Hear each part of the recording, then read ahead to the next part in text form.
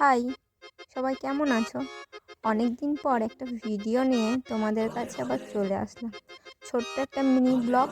তোমরা ব্লগটা সবাই দেখো আর কমেন্ট করো, ঠিক আছে?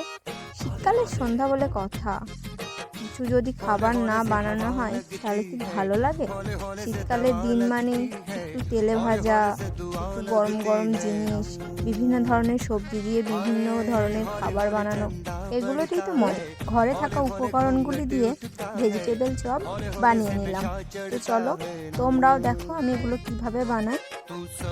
প্রথমেই আমি আলু, ফুলকপি আর গাজর সেদ্ধ করে রেখে দিয়েছিলাম।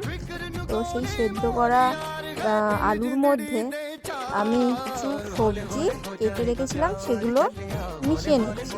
তো তার মধ্যে কী দিয়েছিলাম হচ্ছে আদা কুচি, পেঁয়াজ কুচি, কাঁচা লঙ্কা কুচি আর ধনে। সেদ্ধ করা আলুটার সাথে সবজিগুলো মেশানোর পর এরপরে আমি বিভিন্ন ধরনের মশলা অ্যাড করে দিচ্ছি, যেমন আর পরিমাণ মতো নুন, হলুদ গুঁড়ি, লঙ্কা গুঁড়ি, জিরে গুঁড়ি, ধনে গুঁড়ি,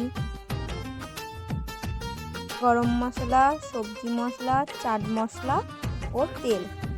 এই সমস্ত কিছু উপকরণ একসাথে ভালো করে মিশিয়ে আমি আলুটাকে ভালো করে মাখিয়ে নেব। সব কিছু অ্যাড করে মাখানোর পর আমি আলুটাকে সাইড করে রেখে দেব। শীতকালেরই সন্ধেবেলা সকলেরই বেশ মুচমুচে খাস্তা খাবার খেতে খুব ইচ্ছে করে, তাই আমিও আজকে ঘরে থাকা উপকরণ দিয়ে বানিয়ে ফেললাম এই ভেজিটেবল চপ। আমি আলুটিকে কোট করার জন্য সামান্য পরিমাণ জলের মধ্যে কর্নফ্লাওয়ার, অল্প পরিমাণ মতো নুন আর সামান্য অল্প একটু লঙ্কা গুঁড়ো দিয়ে ভালো করে মিশিয়ে নেব। এটা ভালো করে মেশানো হয়ে গেলে আমি এরপর ব্রেড ক্রাম্বস দিয়ে আলুটিকে কোট করে নেব। আমি এখানে ডবল কোটিং করেছি, তোমাদের যদি সিঙ্গেল কোটিং করতে ইচ্ছা করে তো তোমরা সিঙ্গেল কোটিং করে নিতে পারো।